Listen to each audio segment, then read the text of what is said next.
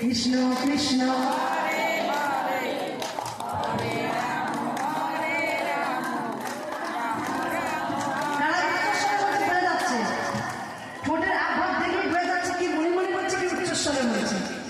আমি বলেছি উচ্চস্বরে এই দিকটা কৃষ্ণ গাইতে কষ্ট হয়, তার জানলাতে ভাগবানে কষ্ট আছে। রেডি? আমার সঙ্গে একটু জোরে উচ্চস্বরে হরে কৃষ্ণ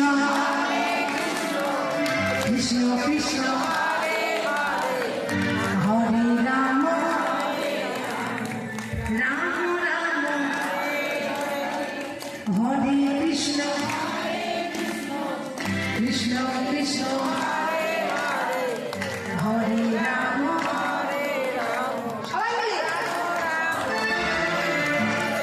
যা যা অনেকটা হয়েছে প্রেম সে হরে কৃষ্ণ হরে কৃষ্ণ কৃষ্ণ কৃষ্ণ হরে হরে হরে রাম হরে রাম রাম রাম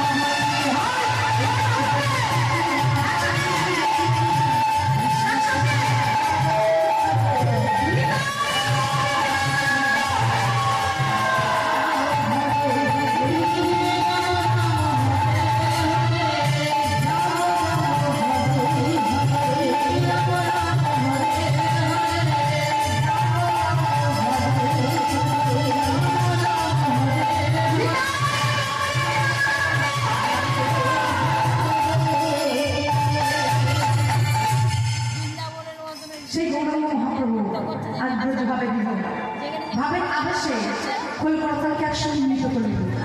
যখনই কলকাতাকে মিলিত করেছে পদবার্তা লিখল কি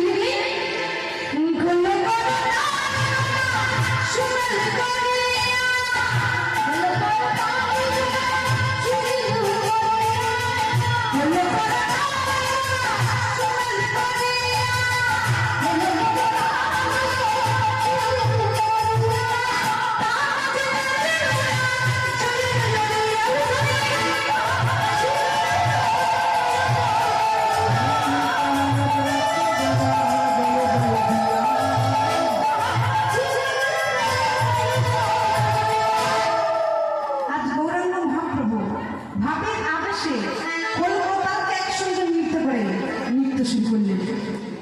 তার নৃত্যের ভাবটি কেমন ছিল? কিভাবে নৃত্য করেছিল? দেখ সারা করেনি। আমি কাদেরকে জিজ্ঞাসা করছি, গৌরাঙ্গ মহাপ্রভু ছবি দেখেননি? বলতে তো হবে, হাত তুলে ছিল তো, হাত নামিয়ে ছিল, বলতে হবে তো। বাহুতে নৃত্য করেছিল, তার শিবার সঙ্গম আছে, তিনি কি একা নৃত্য করেছিল? নৃত্য করেছিল পঞ্চতত্ত্ব পঞ্চরস। কোন পাঁচজনকে একসঙ্গে মিলিত করে পঞ্চতত্ত্ব বলা হয়? লক্ষ্য করব। এই পঞ্চতত্ত্বের প্রধান হচ্ছে আমার গৌরাঙ্গ মহাপ্রভু। কিভাবে নৃত্য করল? হেমদণ্ড বাহু তুলে আজান লম্বিত ভুজ। তবে নৃত্যকে দেখা করবো, তুমি পাবো কি? পাবো কি? চলো আমার গৌরাঙ্গে নাচিছে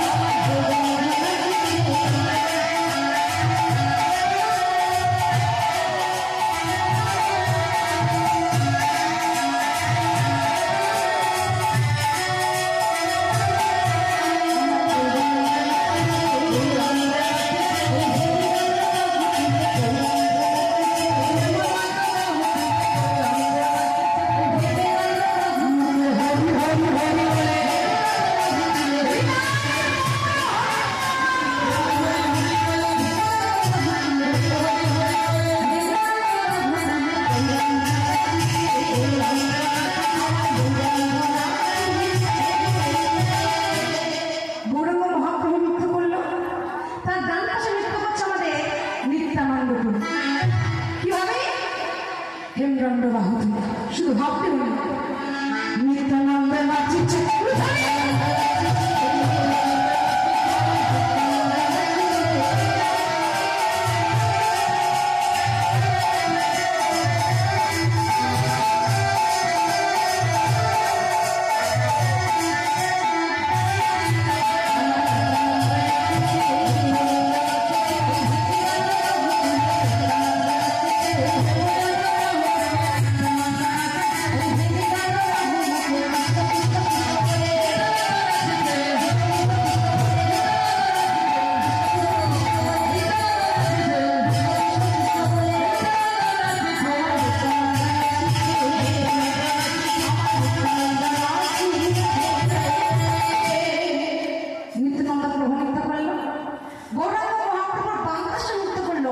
রাধা ভাব শুনবি গদাধর। অর্থাৎ আজকে গদাধর নৃত্য করছে, নিজেকে মনে করছে আমি সে বৃন্দাবনে রাধা রানী। তা কি আমার নৃত্য করলো? গদাধরে নাচিছে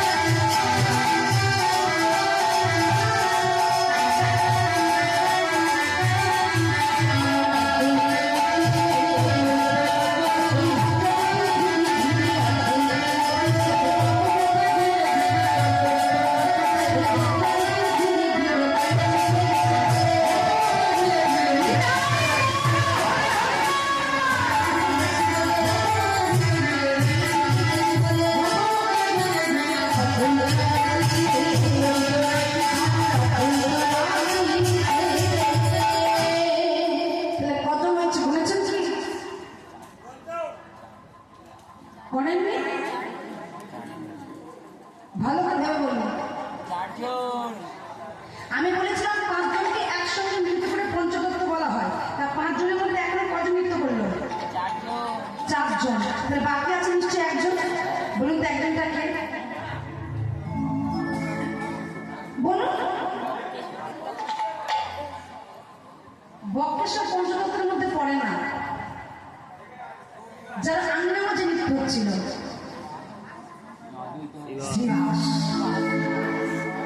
শব্দ সুন্দর বা শব্দ বা যার শুধু আঙ্গনটি সুন্দর ছিল না, যার দেহ আঙ্গনটি সুন্দর ছিল।